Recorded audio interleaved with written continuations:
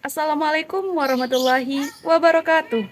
Perkenalkan, saya Trisna Ardiantisya, mahasiswa Politeknik Kesehatan Kemenkes Mataram. Di video ini, saya akan membahas mengenai inflamasi. Untuk itu, tonton sampai habis ya.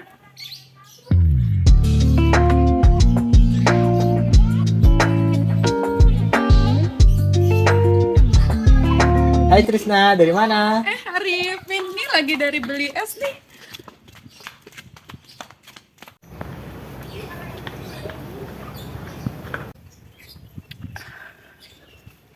Nih, mau nggak? Enggak ah, aku lagi flu ini, sakit tenggorokan. Berarti itu tanda-tanda inflamasi loh. Ah, inflamasi. Apa Iya. itu? Iya, inflamasi. Inflamasi merupakan suatu istilah yang digunakan untuk menunjukkan respon tubuh dalam melawan berbagai iritan.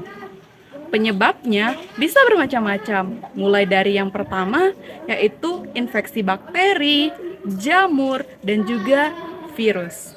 Dan yang kedua yaitu kerusakan sel tubuh, yang dimana seperti contoh misalnya pada saat kaki terbentur benda tumpul ataupun tangan yang terkena benda tajam. Dan yang ketiga yaitu masuknya zat-zat asing berbahaya, misalnya zat bahan kimia berbahaya ataupun saat terpapar sinar radioaktif. Oh begitu. Terus apa saja sih yang termasuk penyakit inflamasi? Nah, penyakit-penyakit yang termasuk inflamasi itu memiliki ciri khas loh. Nah, ciri khasnya itu yaitu penyakit yang memiliki imbuhan tis seperti dermatitis, otitis, bronkitis, dan juga artritis. 5 tanda inflamasi. Yang pertama yaitu rubor. Rubor merupakan munculnya kemerahan pada bagian yang terkena inflamasi. Yang kedua yaitu dolor. Dolor merupakan munculnya rasa nyeri. Dan yang ketiga yaitu kolor. Kolor yaitu adanya produksi panas. Dan yang keempat yaitu tumor. Tumor yang merupakan adanya pembengkakan pada bagian yang terkena inflamasi. Dan yang terakhir yaitu yang kelima yaitu fungsiolesa yang merupakan adanya gangguan fungsi tubuh.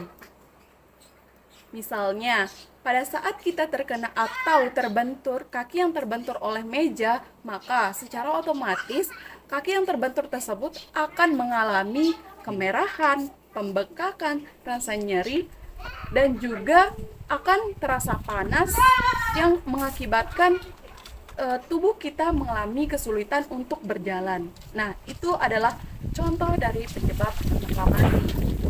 Adapun tujuan dari inflamasi itu sendiri, yaitu untuk membunuh kuman atau bakteri yang masuk ke dalam tubuh. Yang kedua, yaitu untuk menghilangkan sisa-sisa kerusakan sel dan juga untuk melakukan penyembuhan selanjutnya. Nah, adapun inflamasi ini dibagi menjadi dua berdasarkan waktunya, yaitu yang pertama inflamasi akut dan yang kedua yaitu inflamasi kronis. Inflamasi akut adalah inflamasi yang muncul dalam beberapa menit hingga beberapa jam setelah terkena penyebab di awal. Kemudian akan berakhir dalam beberapa hari. Nah, misalnya seperti pada saat orang terkena flu, maka penyakitnya akan membaik dalam beberapa hari. Yang kedua yaitu inflamasi kronis, yang dimana inflamasi kronis ini merupakan inflamasi yang terjadi yang muncul secara perlahan dan berlangsung dalam hitungan bulan atau tahun. Contohnya adalah seperti seorang yang memiliki penyakit autoimun seperti SLE atau penyakit tuberkulosis yang akan sembuh setelah inflamasi akut dan berlanjut menjadi inflamasi kronis. Terus bagaimana sih proses inflamasi itu berlangsung? Proses inflamasi akan terjadi ketika bakteri atau patogen yang lainnya masuk ke dalam tubuh kita. Nah, di sana ada sel makrofag yang akan memfagositosiskan bakteri tersebut.